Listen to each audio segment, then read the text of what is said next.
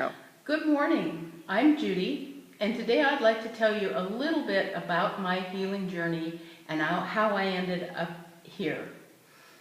I am a middle-aged woman. I have been sick since I was 13 years old.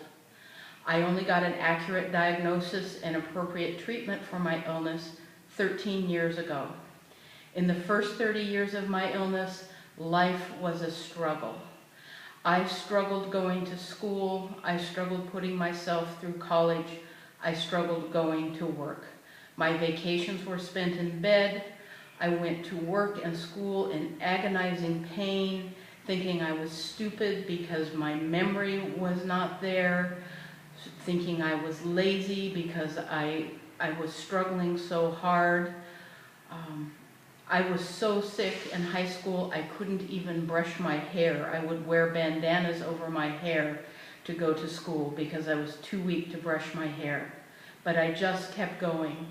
And as I got older, into my 20s, realized that something was wrong, I sought everything I could, from traditional medicine, alternative health, counseling, you name it. I turned over every stone looking to have the life I thought I should be having, but just couldn't attain.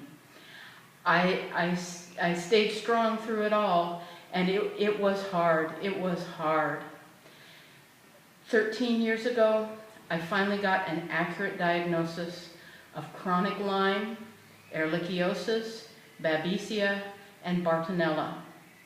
I'd started my treatment in an alternative center, and after a while the doctor very honestly and bravely told me that this was more than he could help me with.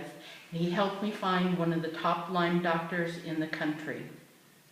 I worked with that Lyme doctor with oral medication, and eventually 7 months of PICC line, 3 infusions a day. I made improvements in my health, and when the treatment stopped, I would backslide again. I've had hyperbarics, 4 different PICC lines with IV infusions, 13 years of medications, heavy doses of antibiotics, anti-malarial, pain medication, trying to salvage what little of my life I had.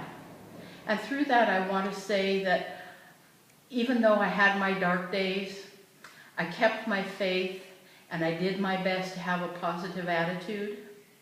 And I would say that if given the alternative of a healthy life or that journey, for what the journey has given me, I'd take it again. The personal growth,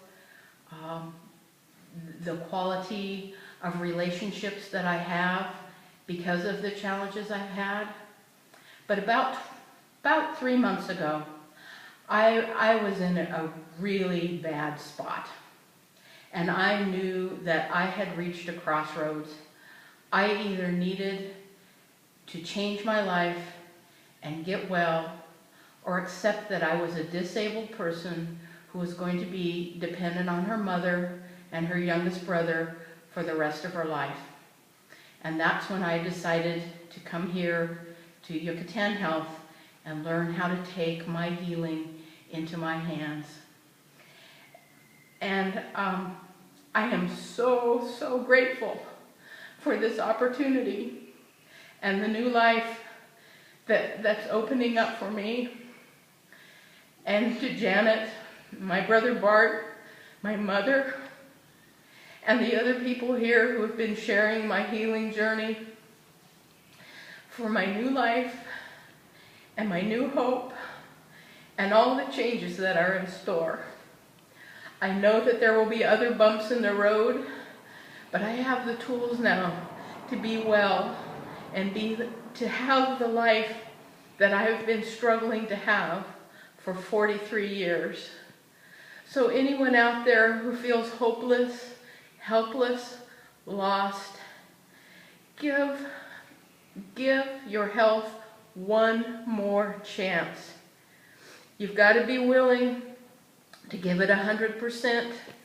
You've got to be willing to leave behind anything you have to leave behind That may be relationships, that may be habits you enjoy, that may be things that have become comfortable and familiar. But if you're willing to step outside the box, you have another chance. Don't wait. Give yourself another chance.